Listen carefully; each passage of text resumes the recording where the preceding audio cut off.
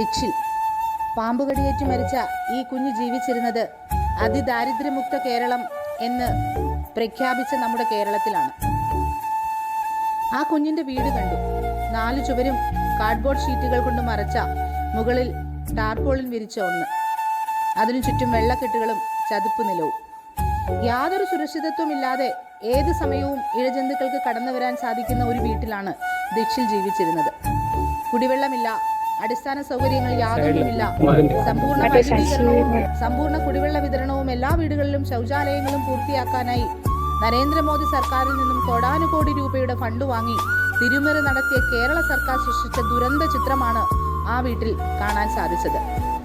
ഉറക്കത്തിൽ പാമ്പ് കടിയേറ്റ് ഉണർന്നു കരഞ്ഞ കുഞ്ഞിനെ താലൂക്ക് ആശുപത്രിയിൽ എത്തിച്ചെങ്കിലും കൃത്യമായ ചികിത്സ നൽകാത്തത് മൂലമാണ് ദിക്ഷിൽ നമ്മെ വിട്ടുപിരിഞ്ഞത്.